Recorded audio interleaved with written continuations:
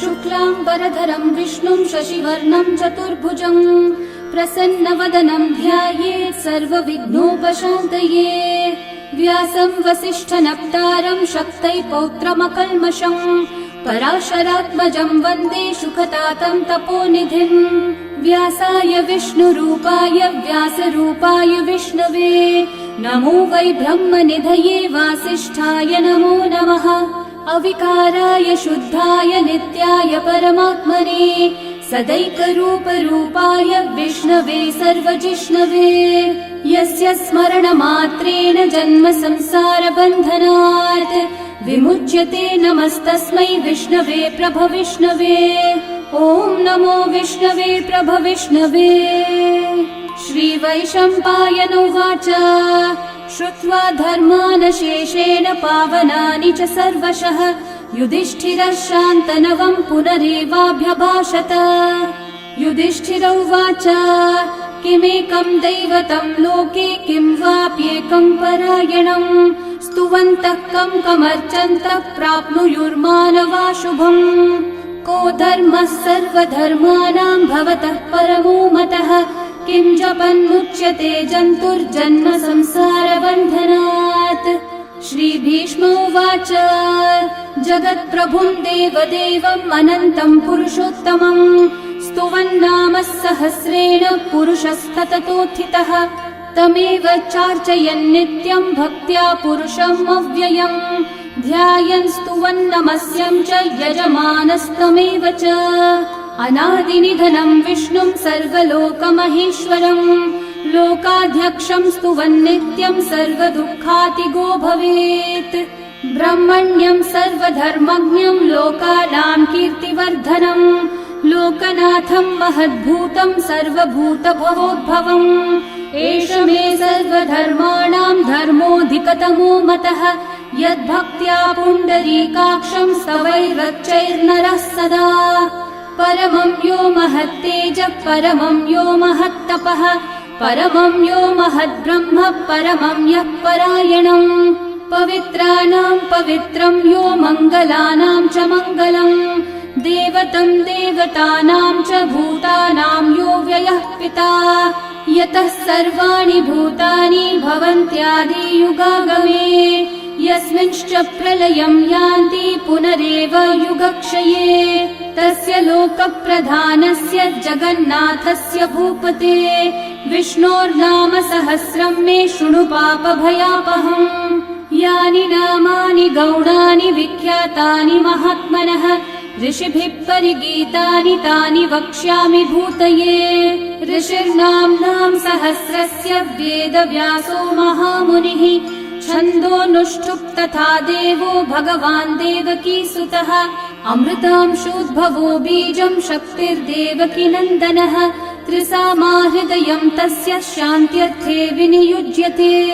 विष्णुं जिष्णुं महाविष्णुं प्रभविष्णुं महेश्वरम् अनेकरूपदैत्यान्तं नमामि पुरुषोत्तमम्। अस्य श्रीविष्णोर्दिव्यसहस्रनामस्तोत्रमहामन्त्रस्य श्रीवेदव्यासो भगवान् ऋषिः अनुष्ठुप्छन्दः श्रीमहाविष्णुः परमात्मा श्रीमन्नारायणो देवता अमृतांशोद्भवो भानुरिति बीजम् देवकी नन्दनः सृष्टेति शक्तिः उद्भवक्षोभणो देव इति परमो मन्त्रः शङ्ख बृन्नन्दकी चक्रीति कीलकम् शार्ङ्गधन्वा गदाधर इति अस्त्रम् रथाङ्गपाणिरक्षोभ्य इति नेत्रम् त्रिसामा सामगः सामेति कवचम् आनन्दम् परब्रह्मेति योनिः ऋतुः सुदर्शनः काल इति दिग्बन्धः श्रीविश्वरूप इति ध्यानम् श्रीमहाविष्णुः प्रीत्यर्थे सहस्रनाम जपे विनियोगः।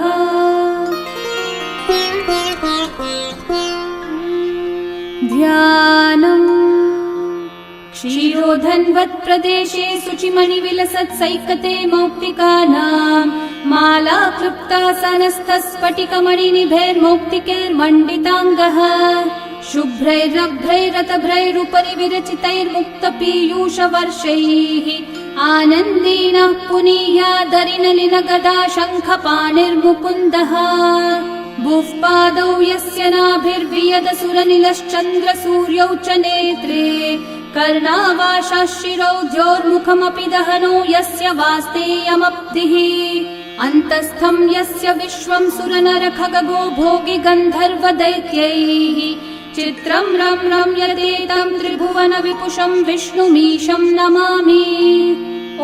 नमो भगवते वासुदेवाय। शान्ताकारं भुजगशयनं पद्मनाभं सुरेशं विश्वाधारं गगनसदृशं मेघवर्णं शुभाङ्गं लक्ष्मीकान्तं कमलनयनं योगिहृद्ध्यानगम्यं वन्दे विष्णुं भवभयहरं सर्वलोकैकनाथम् मेघश्यामं पीतकौशेयवासं श्रीवत्साङ्कं कौस्तुभोद्भासिताङ्गम् पुण्योपेतं पुण्डरीकायताक्षं विष्णुं वन्दे सर्वलोकैकनाथम् नमः समस्तभूतानामादिभूताय भूभृते अनेकरूपरूपाय विष्णवे प्रभविष्णवे सशङ्खचक्रं सकिरीटकुण्डलं सपीतवस्त्रं सरसीरुहेक्षणं सहारवक्षस्थलशोभिकौस्तुभं नमामि विष्णुं शिरसा चतुर्भुजम् छायायां पारिजातस्य हेमसिंहासनोपरि आसीनमम्बुदश्याममायताक्षम् अलङ्कृतम् चन्द्राननं चतुर्बाहुं श्रीवत्साङ्कितवक्षसं रुक्मिणी सत्यभामाभ्यां सहितं कृष्णमाश्रये। ॐ विश्वं विष्णुर्वषट्कारो भूतभव्यभवत्प्रभुः भूतकृद्भूतभृद्भावो भूतात्मा भूतभावनः भूतात्मा परमात्मा च मुक्तानां परमागतिः अव्ययः पुरुषः साक्षी क्षेत्रज्ञोऽक्षर एव च योगो योगविदां नेता प्रधानः पुरुषेश्वरः नारसिंहः वपुः श्रीमान् केशवः पुरुषोत्तमः सर्वः शर्वः शिवस्थाणुर्भूतादिर्निधिरव्ययः सम्भवो भावनो भर्ता प्रभवः प्रभुरीश्वरः स्वयंभू शम्भुरादित्यः पुष्कराक्षो महास्वनः अनादिनिधनो धाता विधाता धातुरुत्तमः अप्रमेयो ऋषिकेशः पद्मनाभोऽमरः प्रभुः विश्वकर्मा मनुस्त्वष्टा स्थविष्ठस्थविरो ध्रुवः अग्राह्यः शाश्वतः कृष्णो लोहिताक्षः प्रतर्दनः प्रभुतस्त्रिककुब्धामः पवित्रं मङ्गलं परम् ईशानः प्राणदः प्राणो ज्येष्ठः श्रेष्ठः प्रजापतिः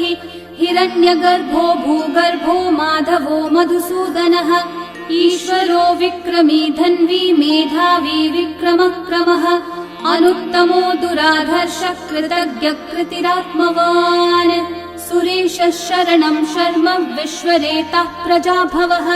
अहः संवत्सरो व्याळः प्रत्ययः सर्वदर्शनः अजः सर्वेश्वरः सिद्धिः सिद्धि सर्वादिरच्युतः वृषा कपिरमेयात्मा सर्वयोगविनिःसृतः वसुर्वसुमना सत्यः समात्मा संमितः समः अमोघः पुण्डरीकाक्षो वृषकर्मा वृषाकृतिः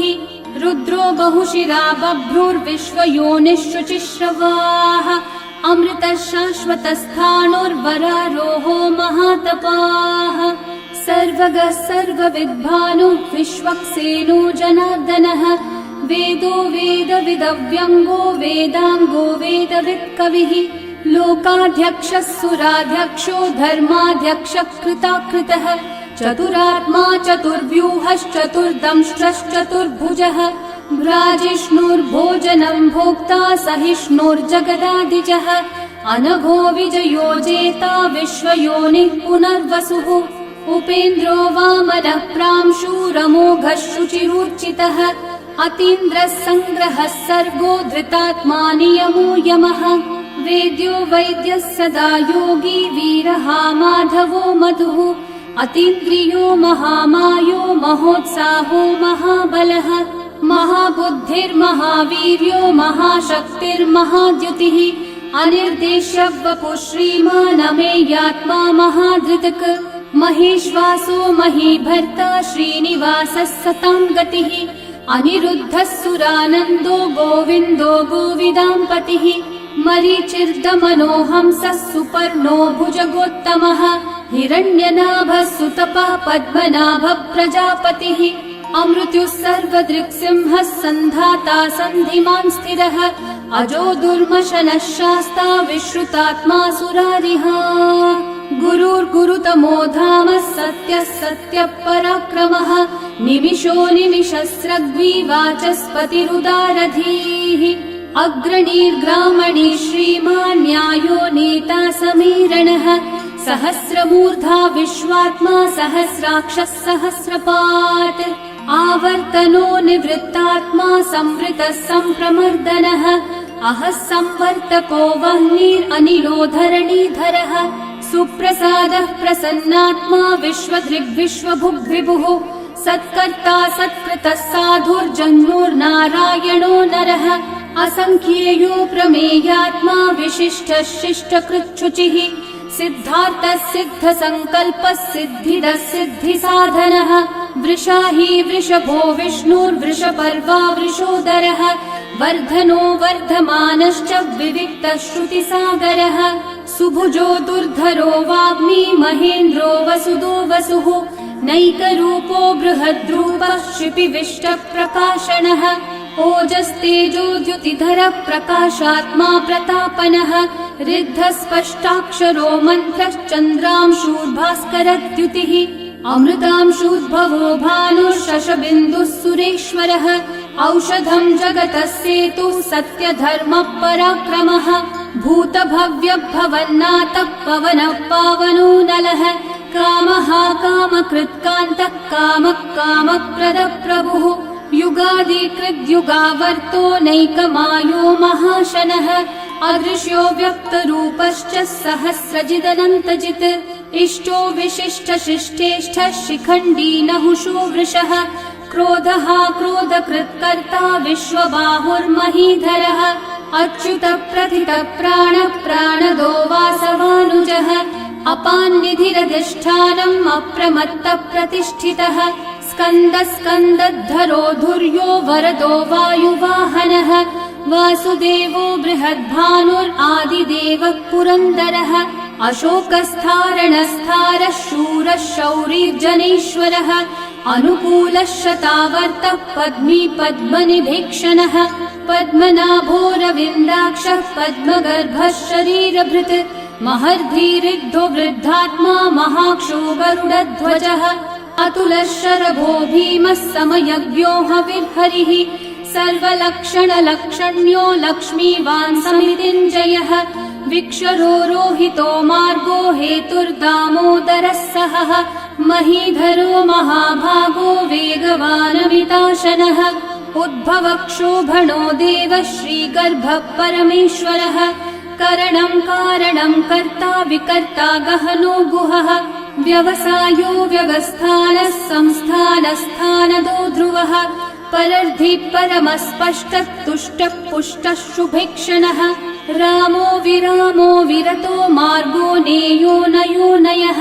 वीरशक्तिमतां श्रेष्ठा धर्मो धर्मविदुत्तमः वैकुण्ठः पुरुषः प्राणः प्राणदः प्रणवपृथुः हिरण्यगर्भः शत्रुघ्नो व्याप्तो वायुरधोक्षजः ऋतुः सुदर्शनः कालः परमेष्ठी परिग्रहः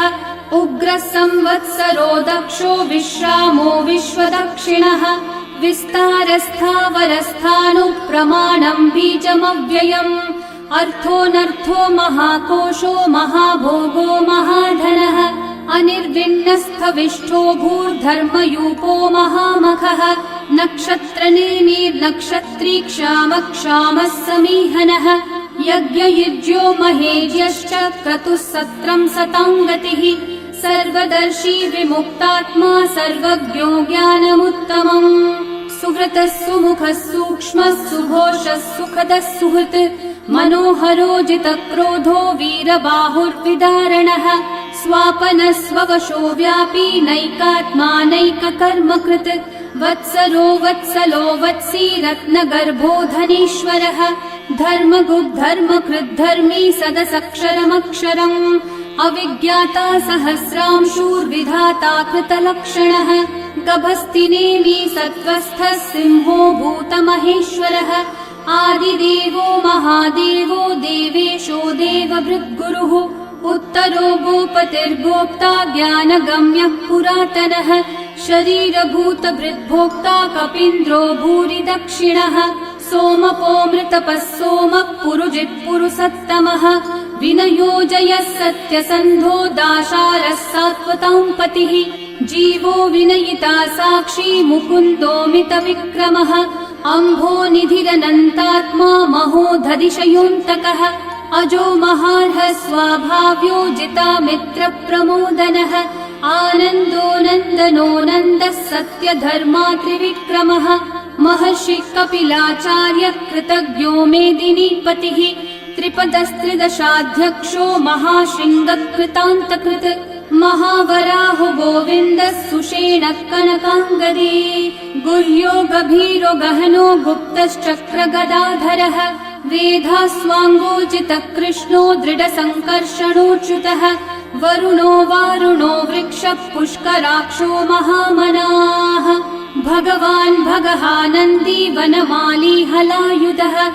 आदित्यो ज्योतिरादित्यः सहिष्णुर्गतिसत्तमः सुधन्वाखण्ड परशुर्दारुणो द्रविणप्रदः दिवस्पृक् सर्वदृग्व्यासो वाचस्पतिरयो निजः त्रिसामासामगः सामन्निर्वाणम् भेषजम्भिषक् सन्न्यासकृच्छमः शान्तो निष्ठा शान्तिपरायणम्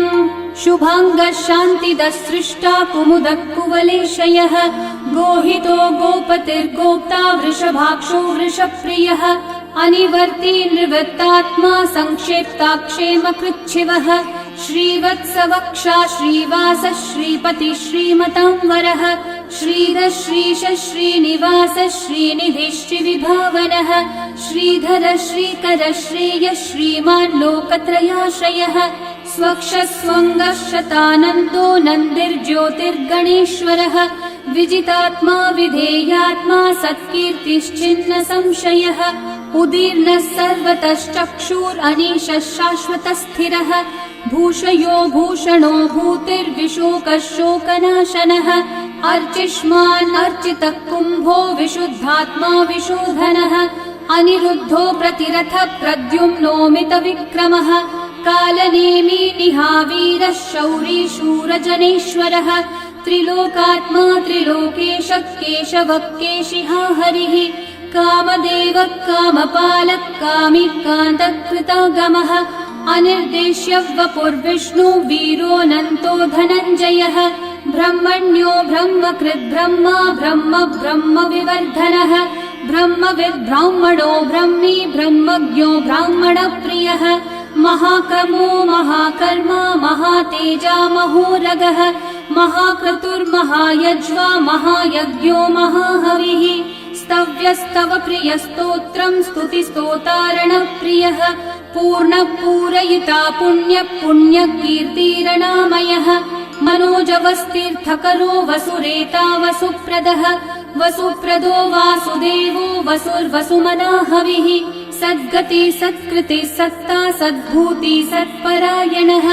शूरसेनो यदुश्रेष्ठः सन्निवासः सुयामुनः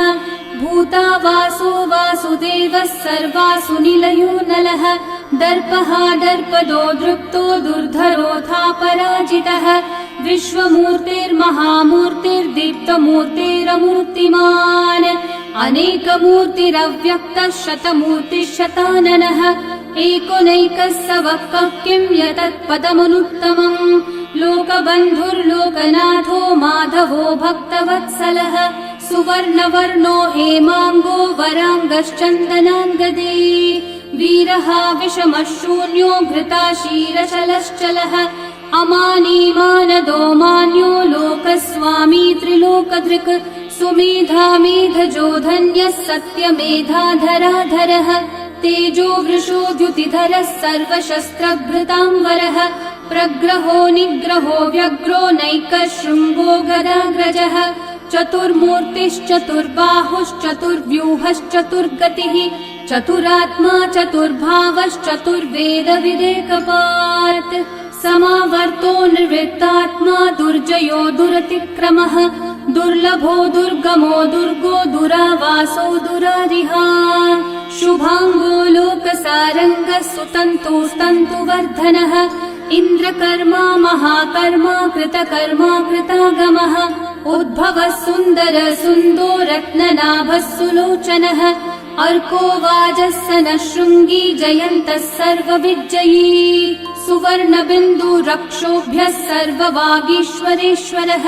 महाहृदो महागर्तो महाभूतो महानिधिः कुमुदः कुन्दरः कुन्दः पर्जन्यः पावनो निलः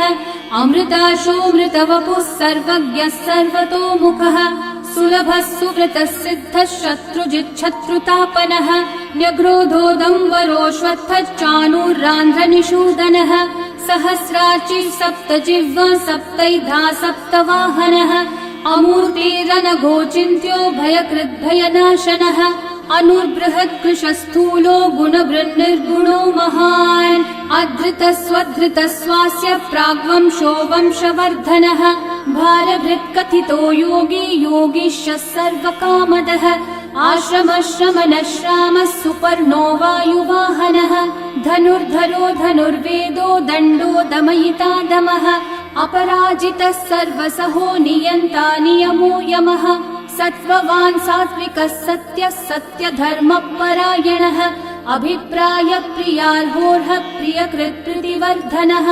विहाय स गतिर्ज्योतिः सुरचिर्हुतभुक् विभुः रविर्विरोचनः सूर्यः सविता रविलोचनः अनन्तो हुतभुग्भोक्ता सुखदो नैकजोऽग्रजः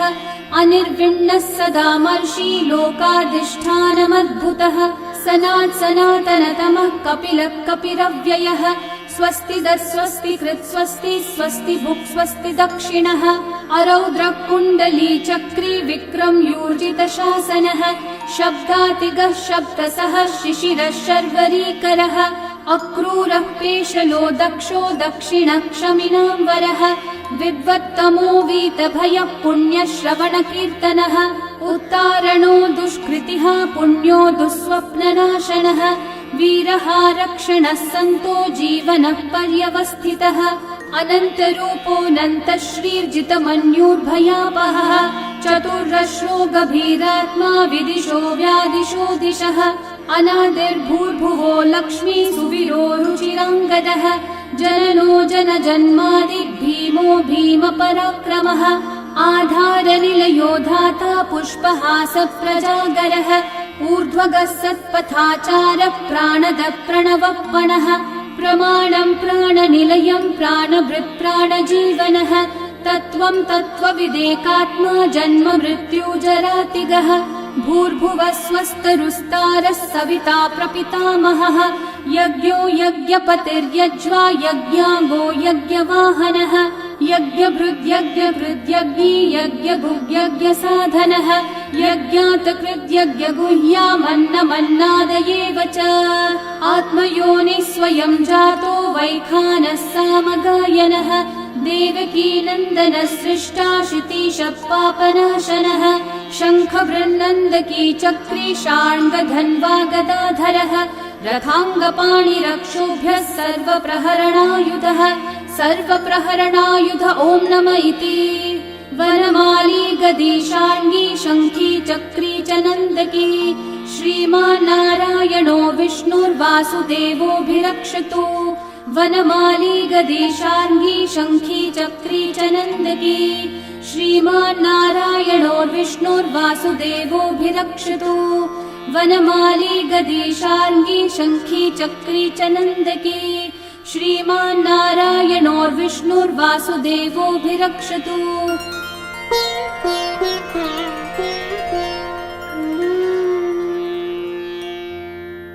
इतीदं कीर्तनीयस्य केशवस्य महात्मनः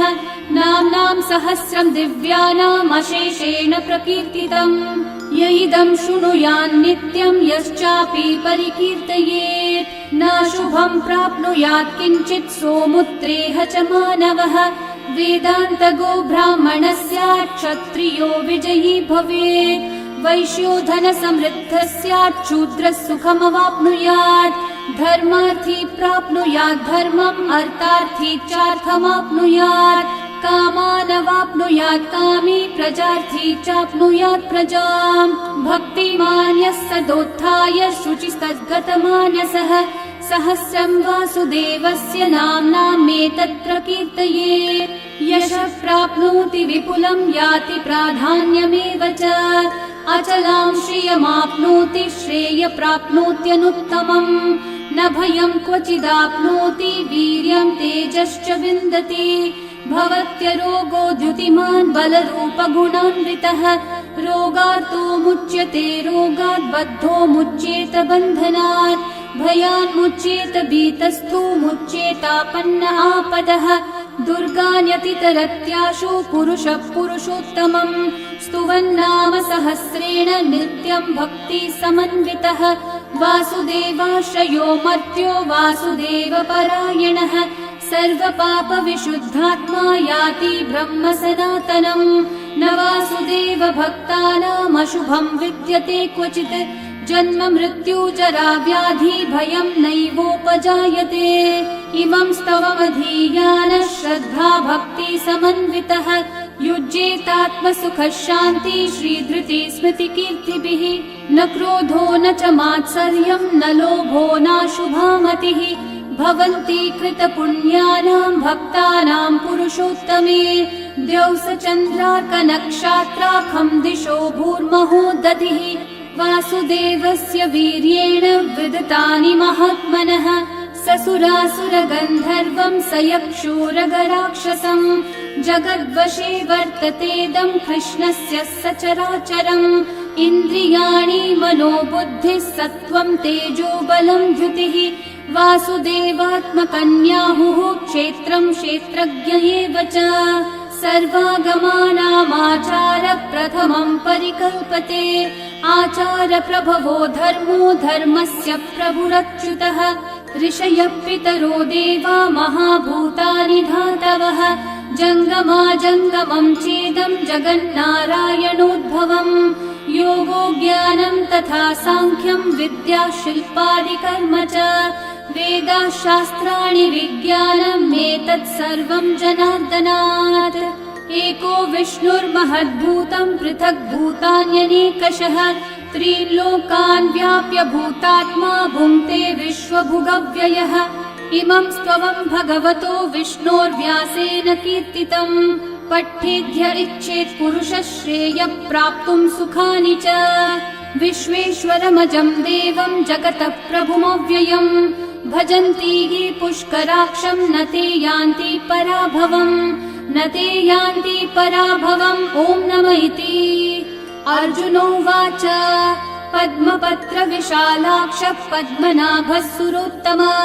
भक्तानामनुरक्तानां त्राता भव जनार्दन श्रीभगवानुवाच यो मां नाम सहस्रेण स्तोतुमिच्छति पाण्डव सोऽहमेकेन श्लोकेन स्तुत एव न संशयः स्तुत एव न संशय ॐ नमः इति व्यास उवाच वासनाद्वासुदेवस्य वासितं भुवनत्रयम् सर्वभूतनिवासोऽसि वासुदेव नमोऽस्तु ते श्रीवासुदेव नमोऽस्तु त ॐ नमः इति पार्वत्योवाच केनोपायेन लघुना विष्णोर्नाम सहस्रकम् पठ्यते पण्डितेर्नित्यं श्रोतुमिच्छाम्यहं प्रभो ईश्वरोवाच श्रीराम राम रामेति रमे रामे मनोरमे सहस्रनाम तत्तुल्यं राम नाम वरानने श्रीराम राम रामेति रमे रामे मनोरमे सहस्रनाम तत्तुल्यं राम नाम वरानने श्रीराम राम रामेति रमे रामे मनोरमे सहस्रनाम तत्तुल्यं राम नाम वरानने श्रीराम नाम वरानन ॐ नमः इति ब्रह्म उवाच नमोऽस्त्वनन्ताय सहस्रमूर्तये सहस्रपादाक्षि शिरोरुबाहवे सहस्रनाम्ने पुरुषाय शाश्वते सहस्रकोटियुगधारिणे नमः। सहस्रकोटियुगधारिण ॐ नम इति। सञ्जय उवाच यत्र योगेश्वर कृष्णो यत्र पार्थो धनुर्धरः तत्र श्रीर्विजयो भूतिर्ध्रुवा नीतिर्मतिर्मम। श्रीभगवानुवाच अनन्याश्चिन्तयन्तो मा ये जनाः पर्युपासते तेषां नित्याभियुक्तानां योगक्षेमं वहाम्यहम्। परित्राणाय साधूनां विनाशाय च दुष्कृतां धर्म संस्थापनार्थाय सम्भवामि युगे युगे। आर्ता विषण्णा शिथिलाश्च भीता घोरेषु च व्याधिषु वर्तमानाः संकीर्त्य नारायण शब्दमात्रं विमुक्तदुःखा सुखिनो भवन्तु। कायेन वाचा मनसैन्द्रियैर्वा बुद्ध्यात्मना वा प्रकृते स्वभावात् करोमि यद्यत् सकलं परस्मै नारायणायेति समर्पयामि। श्री विष्णु सहस्रनाम स्तोत्रम् सम्पूर्णम्।